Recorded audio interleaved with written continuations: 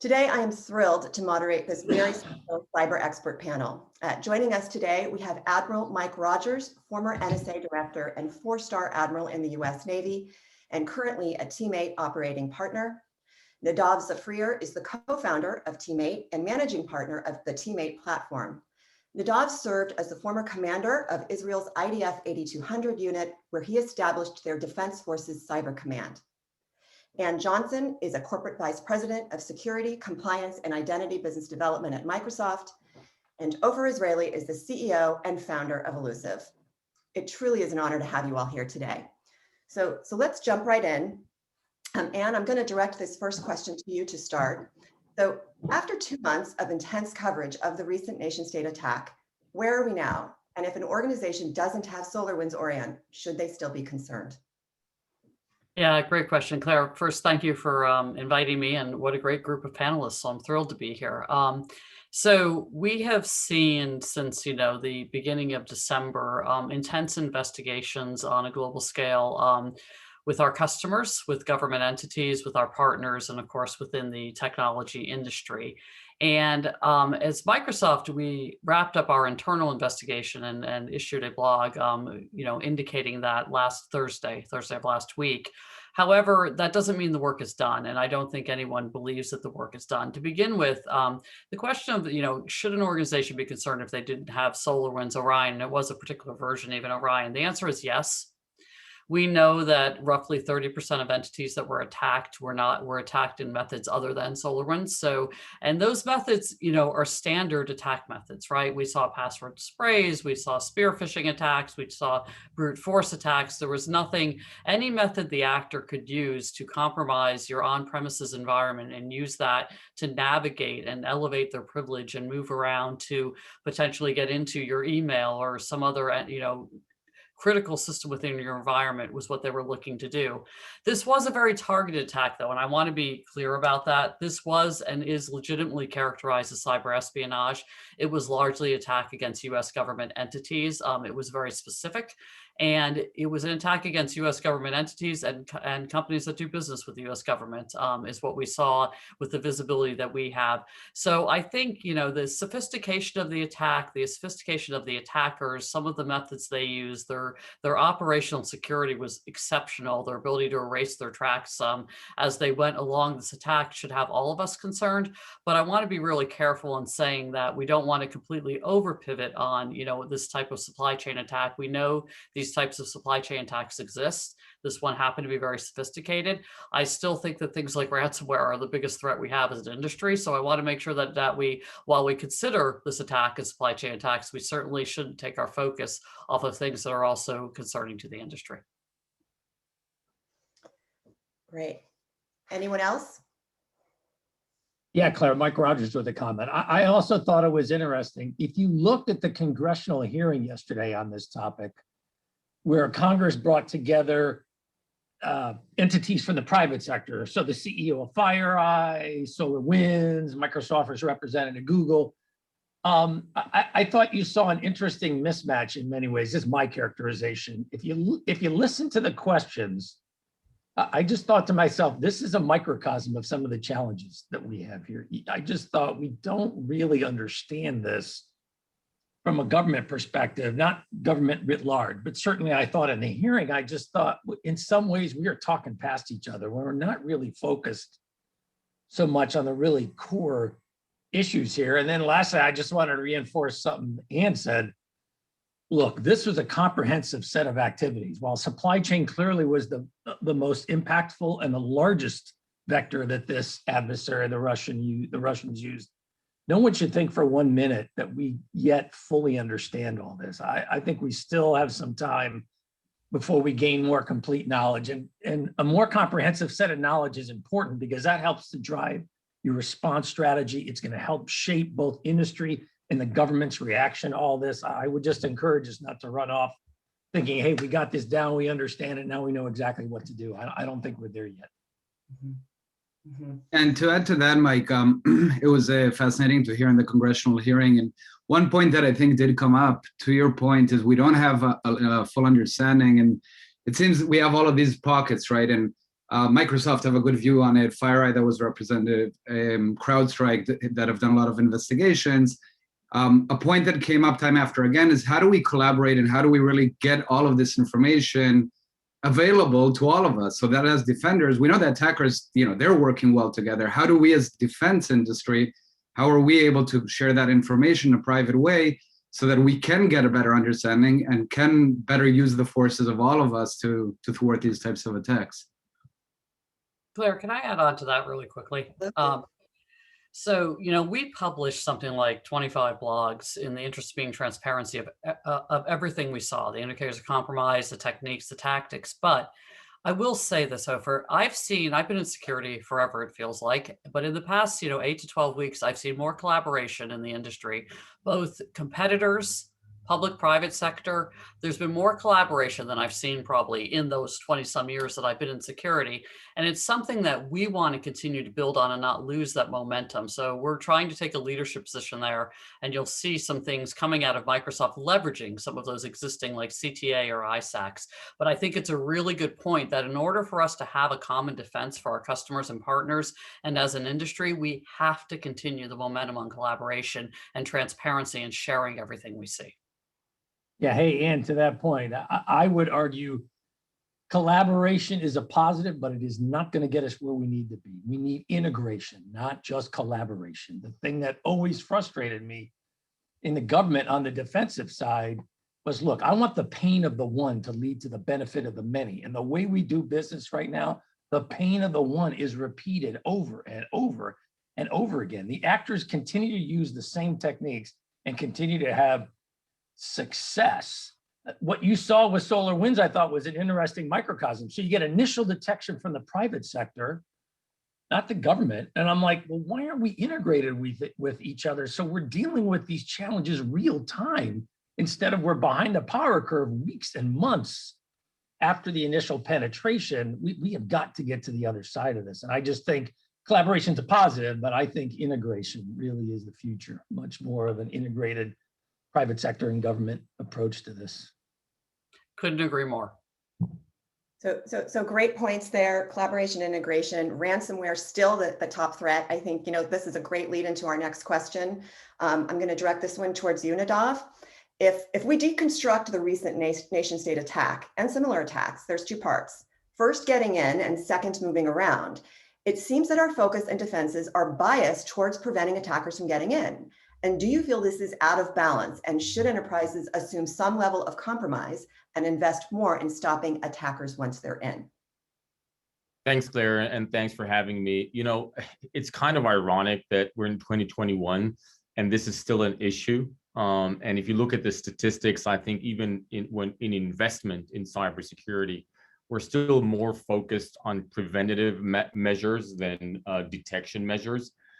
My answer is very simple. We've a decade, the perimeter is dead. We are highly interconnected and interdependent. That's a fact of life. In fact, we should stress out, that's a good thing. It's not a bad thing. The fact that we are hyper-connected is what allowed Pfizer to come up with a vaccine in record time. This hyper-connected, interdependent world is what allows us to move faster, to innovate, to disrupt, to research, etc. That's vital. However, in this kind of environment, the answer is yes, we must assume some level of compromise. And in order to deal with that, the first layer is awareness. Yes, there may be malactors, there may be bad actors within our environment all the time. In fact, there are. It's not that they may be on there. So the first level is acknowledging that and starting to optimize our investments in security, not just on the preventative side, but also detection, resilience, recovery. That's number one. Number two, of course, is to, we can't live in a world where everything is equally important. Organizations need to start looking inwards and acknowledging what is a high impact scenario in their case. And, in that sense, both on a personal, company, country level, not all data is created equal. And so we must distinguish between sensitive, hyper important compliance issues and start looking inwards and protecting ourselves in different layers depending on the impact that a breach may lead into. And then finally, and this is why I believe we are so focused on this in Illusive, is we have to eliminate some of the noise in detecting malactors within our environment. If we don't have the ability to detect when it's still relevant, we become historians. And this is sort of our quest now. How do we create systems that can detect possible breaches within our environment in a cost and at a timing where it's still relevant? Wonderful. Anyone else like to comment? Yeah, I think it's really I think the one thing Nadav said, by the way, everything said was great, but the assuming breach, right? Every organization just needs to always assume that there's someone in their environment, and that ability to detect and contain, but also to operate in a least privilege standpoint, and make sure that you're not giving these actors the ability to elevate and move around your environment very quickly, because every environment that I see, there's just way too much privilege in too many places. And then the final thing is we are seeing customers move more to what I call that crown jewels model. What is truly the keys to our business, and protecting those in a way that is and dedicating resources and people and tooling around those. But I do think that assumed breach posture is something that everybody needs to be in all the time and be hyper aware and do the things in your environment to contain the actor's ability to actually cause you harm. Mm-hmm. Yeah, I think the reality is, look, we're just being driven to this. It was always evident before, but COVID to me has served, it's just blown up the perimeter for most organizations. So this idea that we're all going to operate behind a central security stack with a well-defined perimeter, and that therefore increases the probability of successful defense if you define defense as precluding penetration. I just think that's a strategy with a pretty low success rate. And, you know, as a guy who both was part of teams that both penetrated and defended networks for a living, boy, as an attacker, I loved it when the adversary assumed that we were never going to get inside, because quite frankly, it just made life so much easier when we achieved penetration. And then we were in to do, you know, from a national security perspective, the things that we were interested in. And then as a defender, I just thought we have got to get to this idea that your cyber strategy needs to have two components: a defensive piece that's trying to make it at least harder for them to get in, and then a resilience piece that says, okay, even if you get in, I'm going to continue to operate. I'm going to do that, as Nadav and Ann said, based on an operational prioritization, not an IT or a cyber prioritization. And I am going to come up with strategies and techniques that are enabled me to pursue you even as I continue to operate. It isn't just going to be, I got to shut down. You know, in the military, we used to call that a self-imposed mission kill. You know, hey, congratulations, the adversary didn't do it. We shut ourselves down as a defensive response. That's just not a great strategy.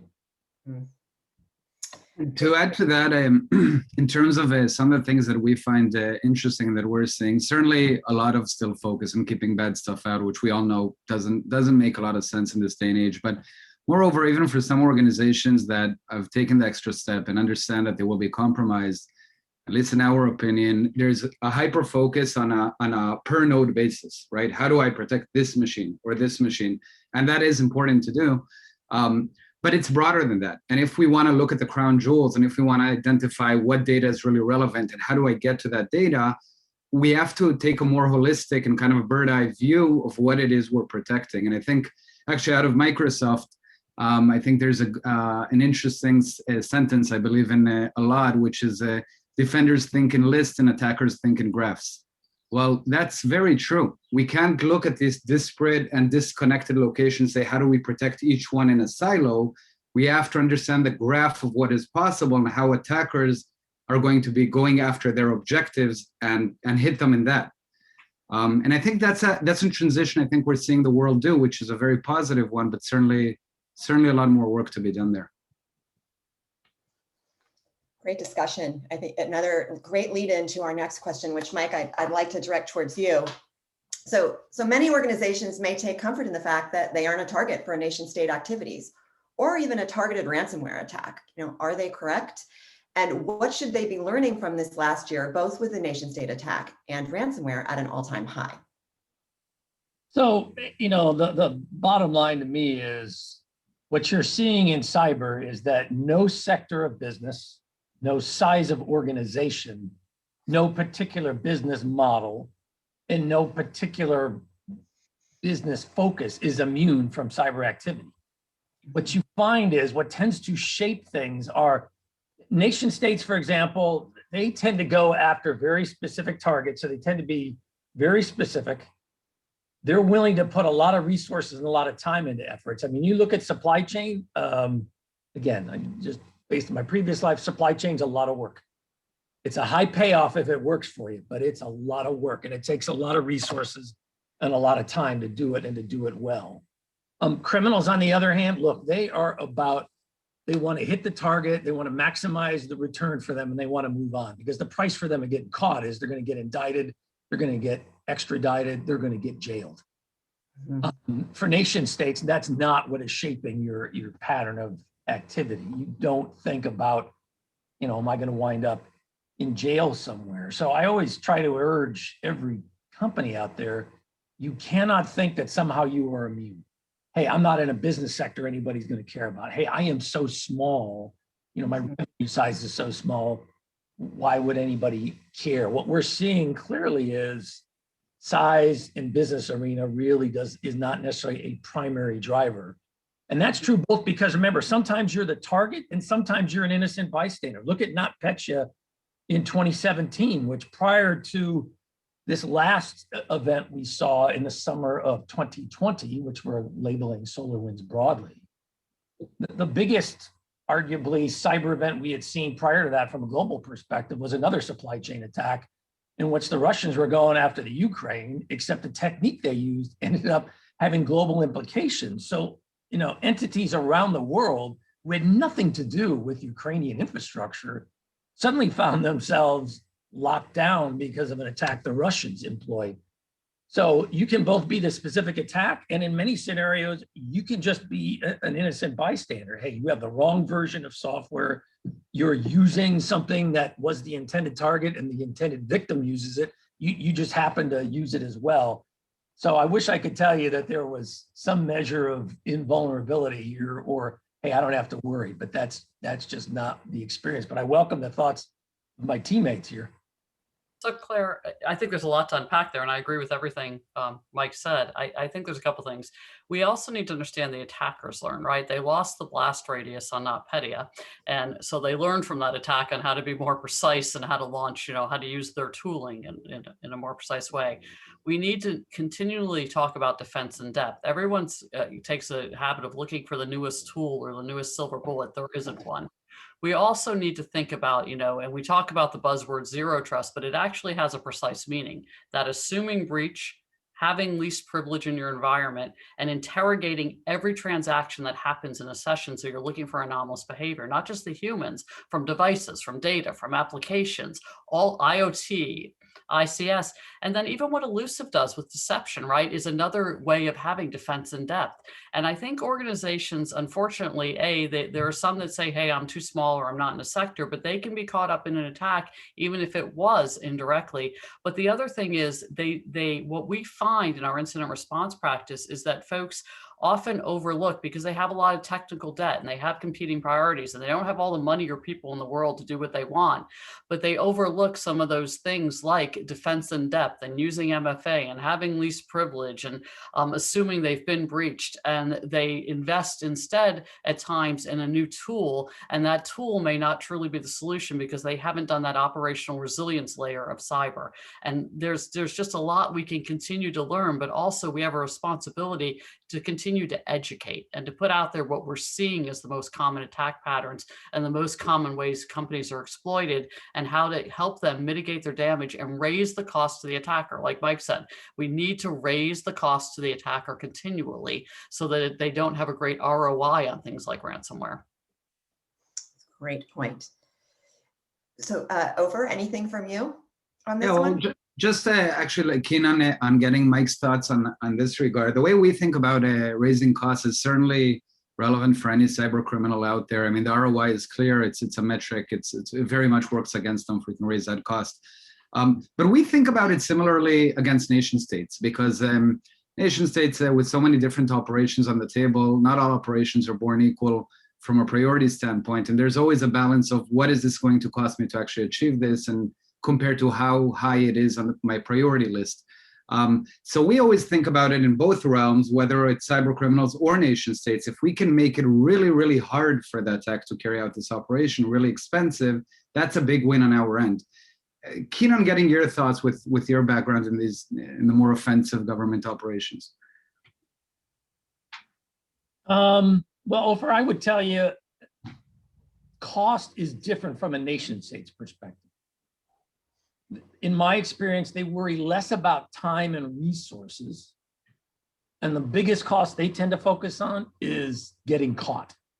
You know, hey, the activity becoming public knowledge and being traced back. Now, some nation states are different. The Russians clearly have a very low threshold about, hey, being publicly outed. It just does not really significantly impact their risk kind of appetite. I would tell you, I'll only speak for the US side, that was always a big calculus for us. I mean, quite frankly, if we committed to do something, it was, we're going to get in, we're going to get out, and nobody's ever going to know we're there. And so we constantly thought about, hey, what are the implications of getting caught, getting publicly outed? And some targets, my attitude always was, look, everybody expects us to do this. I don't worry about that. Other targets, I would acknowledge, within the team, hey, look, there are some implications here. So cost is just a little different in my experience for nation state than groups like criminals or individuals. But I would argue, to your point, the principle is the same. To me, it was always about, think about how you impose cost. And then, as I said, cost comes in a lot of different forms. But if you can change the risk calculus of the actor, you increase the probability of success for the organization. I'd add a couple of thoughts on that, Ofer. One is, look, the bad news is that the lines are blurring between nation state, criminal. We do see actors, specifically from this part of the world, where it's hard to distinguish, and sometimes a nation state will piggyback on a criminal just to so that if it is out in the open, they don't have to take the blame for it, et cetera. So that's one thing. The other thing, we're seeing nation states like North Korea, where the lines there are not just blurred, but they also need to pay for their operations. And so in that sense, some of the smaller organizations, and somebody just put that on the chat, and I agree with that, some of the smaller organizations are more susceptible to very basic attacks, and hence will have to pay ransom. And so the lines are blurring completely. It's almost to a point where trying to differentiate between nation state, military, cyber criminals, private, is almost impossible. Everything is interconnected and interdependent. And then from a technical perspective, the reason that I'm so excited about Illusive is the following. We used to say that from a nation state perspective, from a sophisticated nation state perspective, first date is always in my place. What does that mean? If you're a nation state that has the means, you will always have the protective measures, the products that your victim will be using in your lab before you actually carry out the attack. For obvious reasons, if I can circumvent it in my lab, there's a good chance that I can circumvent it at the target/victim. The defense in depth, to Anne's point, and deception specifically means that, yes, you can have the first date in your place, but it's not going to look the same once you're at the victim, because the deceptions are crafted in a way that they're constantly changing in a contextual manner. And so it doesn't matter if you know what I'm doing. The point is that you cannot rely on the data that you're collecting at the victim's network to be accurate and truthful. And that throws you off. The defender the ability to detect within time with high fidelity. That's a Yeah, great. certainly. And just to add to that, sorry, Claire, I'm jumping in on that bit. But absolutely agreeing.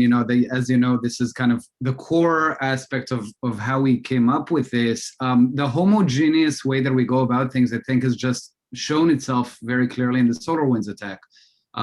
We saw the attackers disabling all kinds of security tools, all kinds of things they could anticipate. They could test it out in their environment. They knew how it worked. They knew how to circumvent it and or bypass it. And to your point, once it's homogeneous, I can plan for that in advance and I can get myself ready for what I'm actually going to see in a real environment. If on the other hand, I know what some of the techniques are, but I don't really know what data I'm going to be confronted with, it's a very different animal. Every attack becomes a new attack, and back to imposing cost, well, that becomes very costly. It becomes very complicated for the attacker to figure out. Very true. And it's a great lead in for this one, Ofer, which is directed towards you, right? Because in the recent attacks, the very sophisticated attacker bypassed security software and perimeter tools, right? And once they gained access to the environment, they learned how not to be an anomaly. And, this is mind-boggling. And are we seeing security teams move fast enough to evolve their strategies? Yeah, look, certainly. I mean, to dovetail on that, what we did see the attackers be able to bypass some of these solutions. We saw that played out really well for them in this type of attack.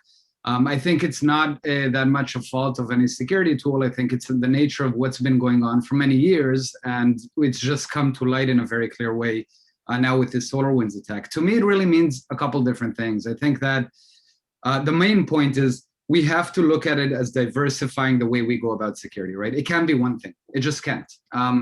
And the couple things I think that is shown well here are the reason they were able to bypass it is, as I mentioned before, it's homogeneous, so it works in the same way. And secondly, there's an intrinsic issue with agent-based solutions, which on the one hand, you have to have them because it gives you all of these capabilities that if you don't have an agent, you can't do it. But on the flip side of that, it makes it susceptible to anything that attacker can actually modify, disable, change, whatever the case may be. Every case is a little different.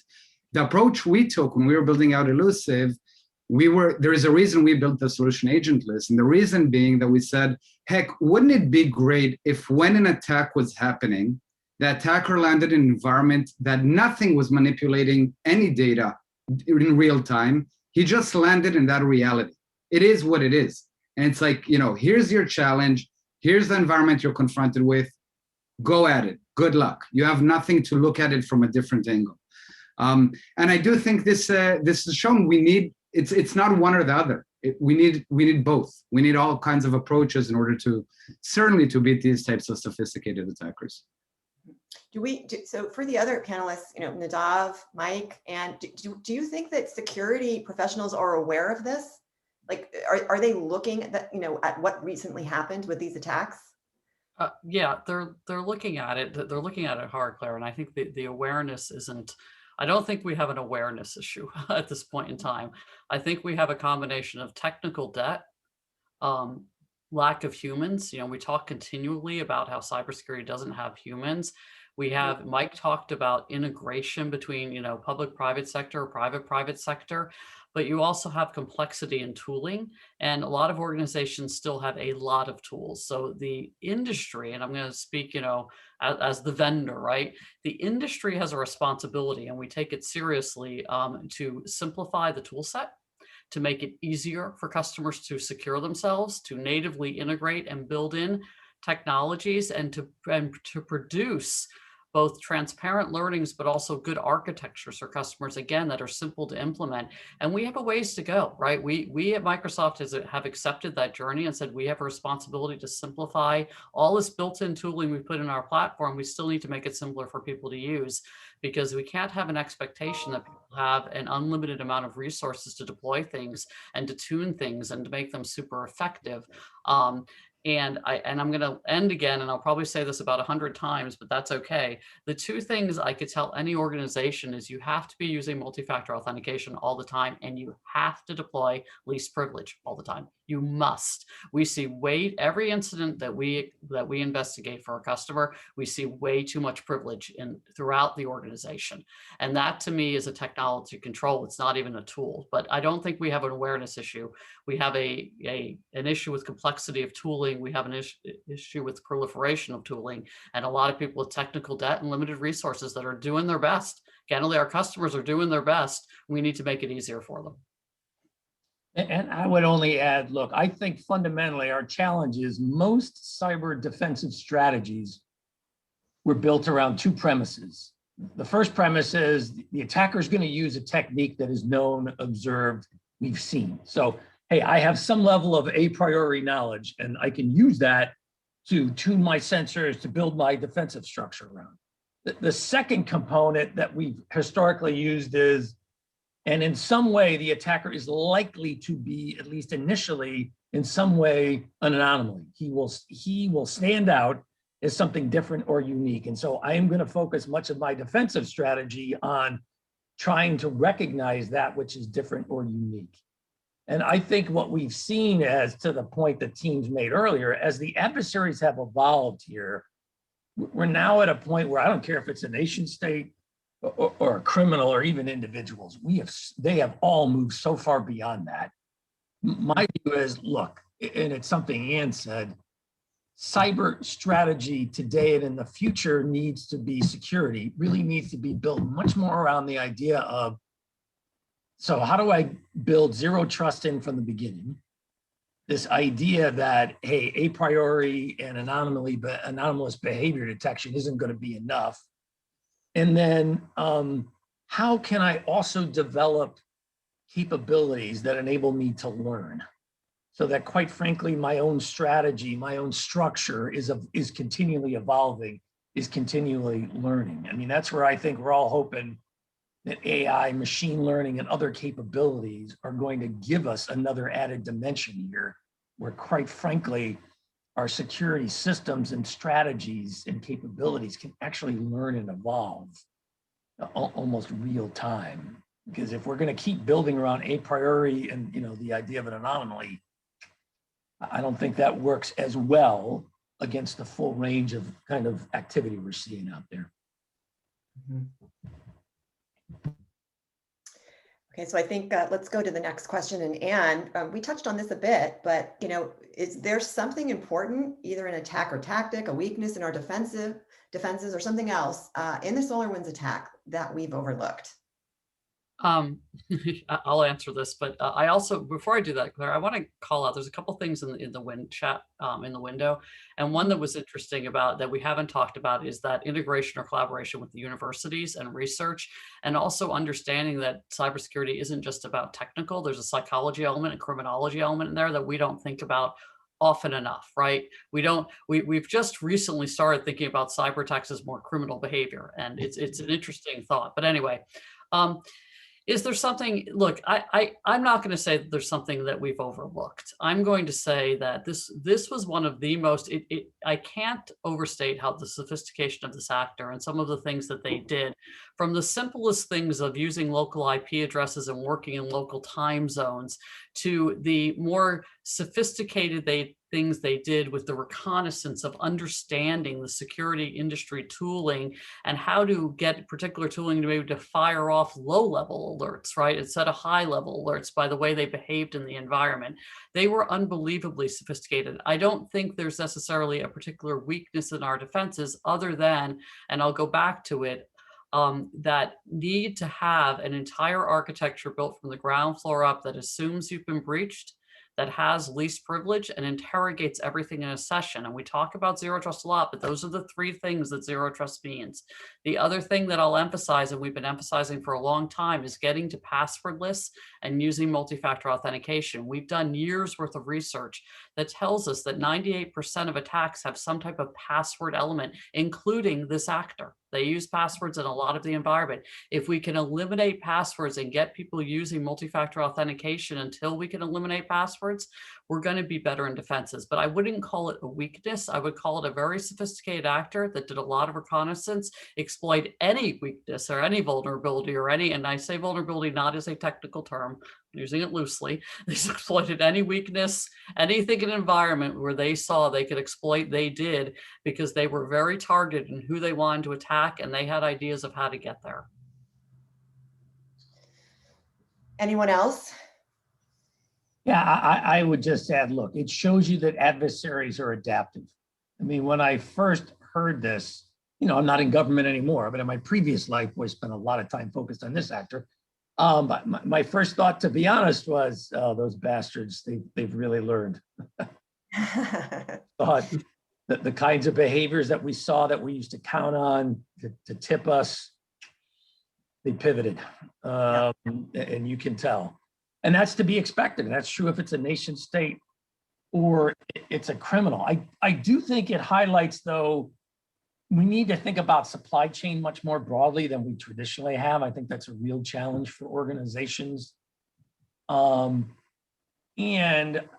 I think that there's a cultural piece here. We have just got to break this idea, and it goes to my previous comment about a priori knowledge, that these adversaries are just going to keep doing the same things the same ways. And as long as we've optimized ourselves for that, we're going to be okay. That clearly is just not where we are. Yeah, I think that's the fundamental core issue. I mean, the point that you mentioned, if we're building our defenses relying on a priori knowledge, by definition, we're behind the attackers. And they get to innovate, we need to play catch up. That's a losing strategy. That does not work. It doesn't matter what we do. We can't win that way. So we have to flip that thinking. That we've got to take the lead here. Otherwise, we're always trying to run behind them, and we'll never be there. I'd add two things, Claire, one very tactical and one more generic. On the tactical side, hygiene does matter. So, signing keys and root keys should never appear outside of an HSM.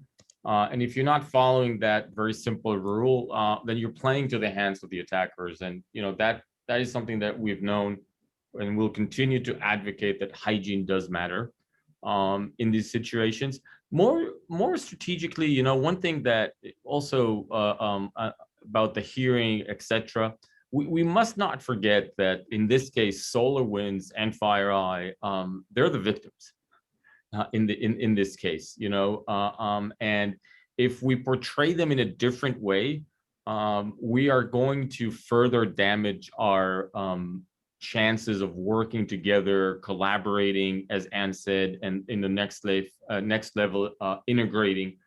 Because if we're playing not just defense, but also a blaming game, it's not a good strategy to going forward.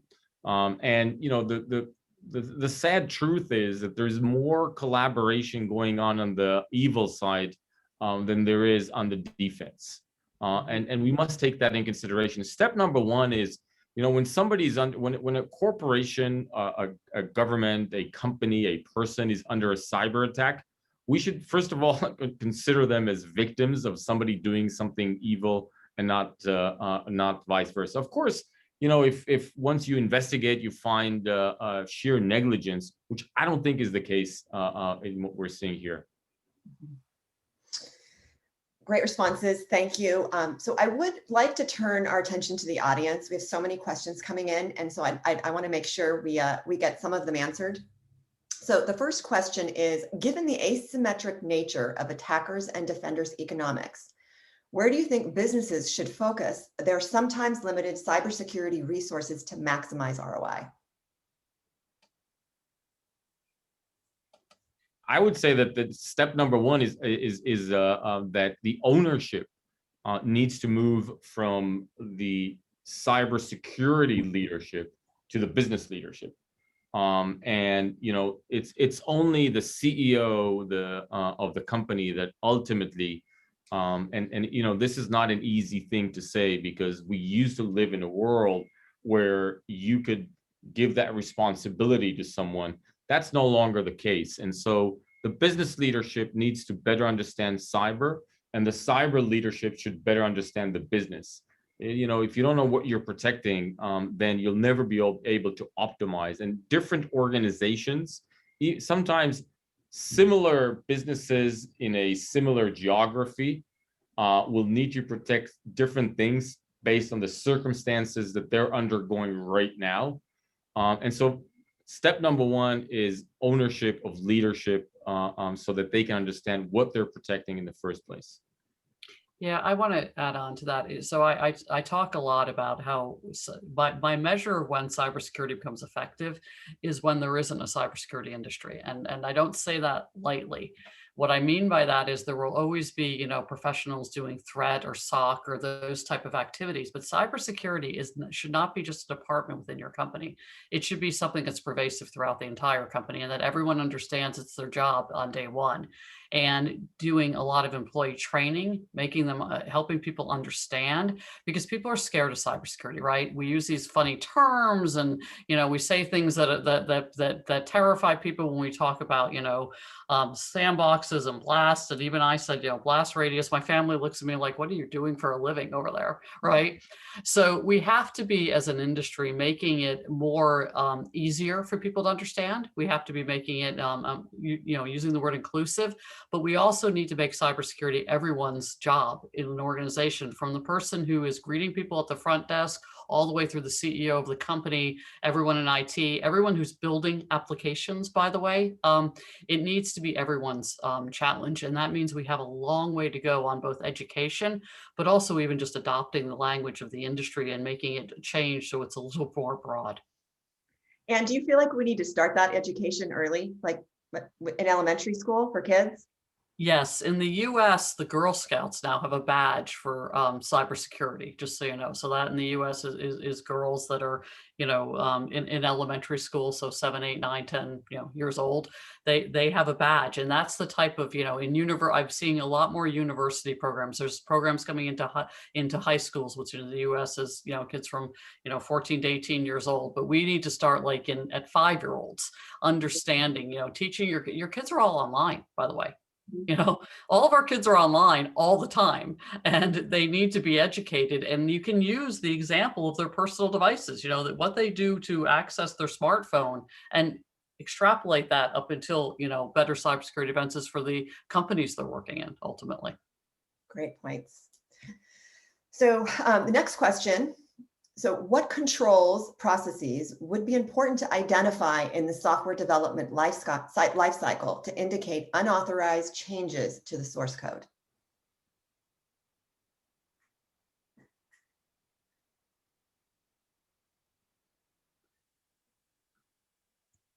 Is that a tough one?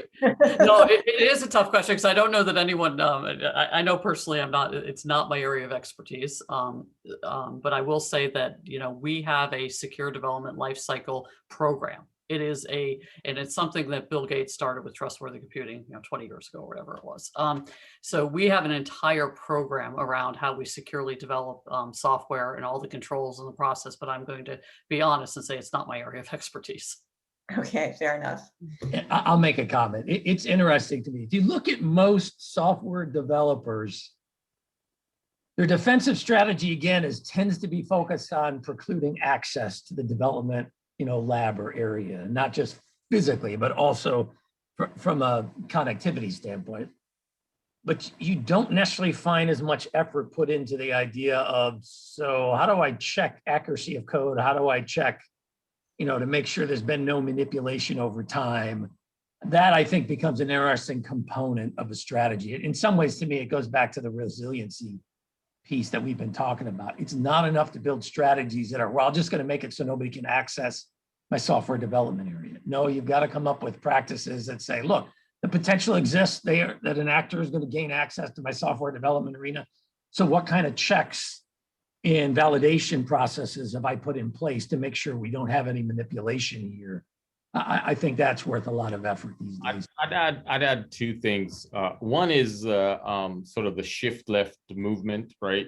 Just like 20 years ago, QA would come after development, and then today we know that that doesn't make sense. You have to start integrating QA from the very from the very architecture of what you're going to do, and the same goes for cyber. And it's just I'm just amplifying what Anne already said. A developer is a cyber person, and the architecture and the processes need to take cyber and privacy into their what they're doing in the first place. More from a tech perspective, I think the future we will see new kinds of encryption capabilities. In today's world, we've been accustomed to a world where you can only encrypt when you're not using the software or the data, right? So when it's in motion or at rest, you can encrypt it.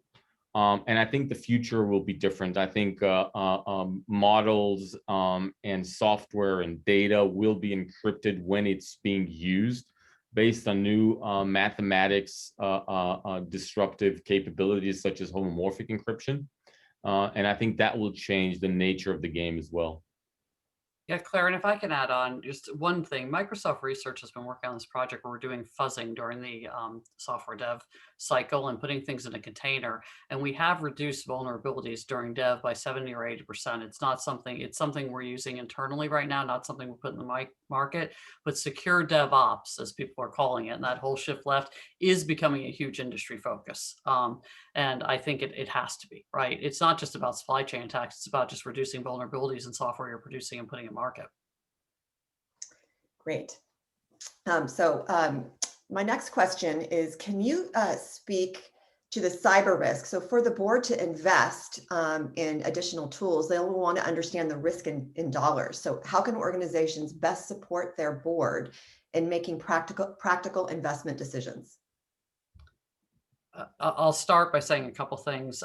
We do presentations to the Microsoft board on security at a minimum quarterly. It's actually more frequent than that, but at a minimum, let's say formally, right? And there's both a qualitative and a quantitative approach to that. The qualitative is talking about, the top issues or the top events from a worldview. The quantitative approach is actually, you can quantify, and we do quantify security events. We do quantify from a standpoint of, on average, and there's some really good studies out there that have done this, that talk about, the average cost of attack to an enterprise for pure remediation, which is in the millions, by the way, and then potential brand damage after that, loss of customers, loss of trust, et cetera. There's a lot of studies out there that have actually quantified that, and we use that data when we're talking to our board. We use that explicit vetted data from those entities that have done that research. But there's also a qualitative conversation you need to have with the board. And I will say the other thing is, you also, like all of us, can't assume the board are cybersecurity professionals. So you can't speak in cybersecurity language, and you need to speak to what they understand, and you need to give them a baseline and educate. Part of that job is also educating them along the way and understanding that not everything is an emergency. You need to do the same prioritization as you would do on any business risk for cyber risk. So what are your top 20 and how do you rank them, type of stuff. And I think to add to that, and I think there's a prerequisite in there to settle the board, which unfortunately is still the case, that we need to sell them on the importance of having security embedded into the business itself, as Nadav noted earlier. I think the reality is, while more organizations are adopting that, and we're seeing more security savvy board members and professionals on board as well, there's still a huge gap. I mean, we see some big firms out there that when we ask them like basic questions in terms of, what are the crown jewels? What are your critical assets? What are you trying to protect? Who are your threat actors? Who are you concerned about? And not only do they, in some cases, not have a sufficient answer, but they're not on a path to a sufficient answer. And if we don't have that in place, I think everything else breaks down. It has to start with the business. What are we protecting? Who might be after this and what they might do with it? And it all stems out from there. And I think there's a lot of a lot of selling the boards on the notion of that and getting ingrained into the business itself. Yeah, no, in my previous life, when I tried to argue for resources and, so I was trying to always ask myself, so how can I be most effective with decision makers, a president, a secretary of Congress, who quite frankly, they're not cyber professionals. They're not really into this. And now both as an individual on board, as a board member, I always tried to quantify cyber investment in terms of risk to mission, the business outcomes of the organization, risk to reputation, and risk to resources, whether they be people, structure.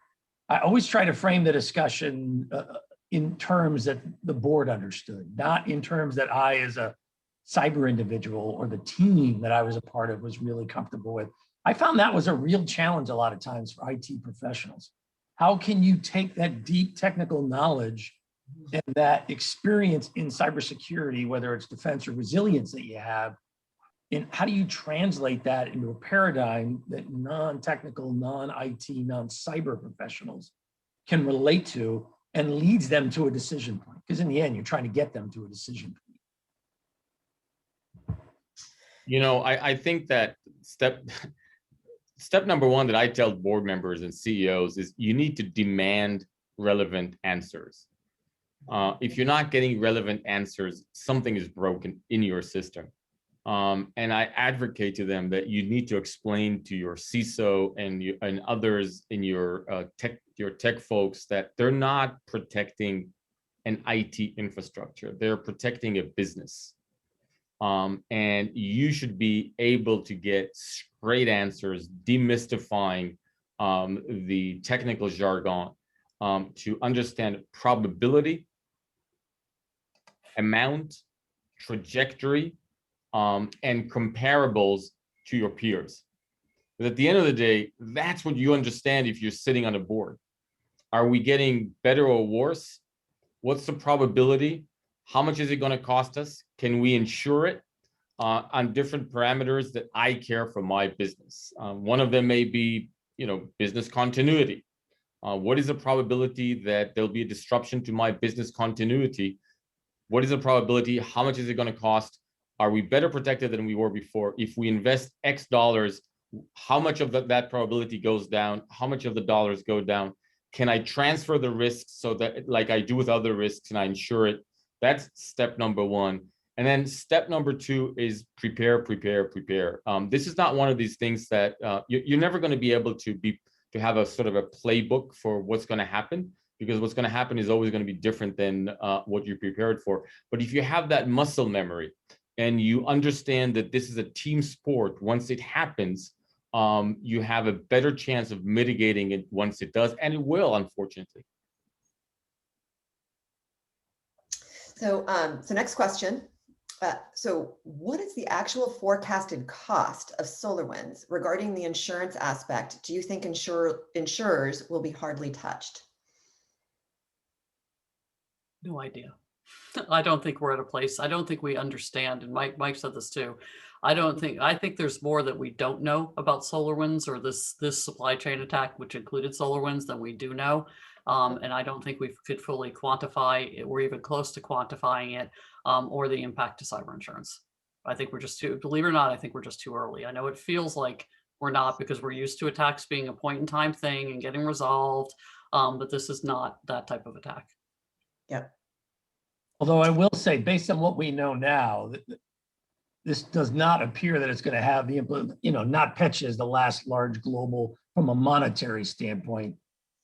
I don't think it's going to be at the NotPetya level, just because of the target set that the adversary appears to have been going after primarily. So I don't think it's at that level. On the other hand, part of this goes to, in this case, what if it had been a different scenario? What if this actor had used this exact same set of techniques, but was trying to do a destructive or manipulative kind of series of activities, as opposed to, it appears at the moment, and again, we don't have perfect knowledge, this was more about extraction of data and access to infrastructure. I would not, I would tell any insurer, while I think this is going to be significantly less than NotPetya, I would not draw a lot of comfort from where we are right now with this. both because I don't think we have complete knowledge and also because this could have gone in a very different direction. Yeah. I think the insurance piece here, as Ann and Mike said, it's hard to predict. If I would have to guess, and I know this is recorded, so I'll be very careful with my guess. I'm with Mike. I think, you know, the good news here is because we think this is an espionage directed, very targeted attack. Hopefully, the amount of victims will be relatively low. Some of them may have real big damage, but we're not talking about thousands of victims in this case. But to your point on insurance, you know, the insurance industry is quite nascent. Insurance obviously is usually based on gathering a lot of data and creating models from what happened in the past. And now this is more of a predictive exercise here. So we will need to work together with the insurers to find relevant insurance policies to take this cyber risk and just make another business risk out of it, just like industry has been working with many other risks over the last 100 years. So next question, Ofer, this might be for you. How effective are deception techniques in a small company, say 500 to 1,000 employees that have relatively few systems, thus hiding them is more difficult? Yeah, the size impacts the level of efficacy of deception. Too small becomes ineffective. The bigger, the more effective it is. 500 to 1,000 is definitely in the realms where it is effective. It's all based on the fact of, is there attack or movement that happens inside the organization? So if you're talking about an organization with 20 employees, well, if the attacker lands within, he really has nowhere to go. He's either on the spot he needs to be or one hop away, and that wouldn't be effective in that case. In organizations of that size that you mentioned, 500 to 1,000 employees, typically it means 1,000, 2,000 machines. There is typically lateral movement that occurs. The attacker does need to progress inside the attack, and that's where deception comes into play. So it is effective. Wonderful. So we maybe have time for a couple more. The next question is it the responsibility of CISA, the Department of Homeland Security, or other government agencies to reveal when there has been a significant breach on public sector organizations? At the moment on the US government side, there is no stated legal requirement or broad policy with respect to identification of penetration of systems within the government. There's no established policy, so to speak. It's done on a case-by-case basis. Now, where it gets interesting is when the penetration is discovered not by the government, but by an entity outside the government. And generally, what you find these days is almost every major penetration in the government becomes public knowledge. I mean, in the ones that I dealt with, you know, where several times we publicly acknowledged nation states had penetrated parts of government infrastructure, our policy broadly was always to be upfront about it, to acknowledge it. Now, we didn't go into the specifics about how, nor what we did in response in driving them out and ensuring they couldn't do it again. But the default these days, quite frankly, is to publicly acknowledge it. Okay. And then I think, one final question here, how compromised is US national security, and for how long going forward will it be compromised? What is the fastest way to repair the vulnerabilities? And I would argue right now it's too early to know. You know, in my previous life, I and others would have been tasked, okay, come up with a damage assessment, help us understand the implications of what's just occurred.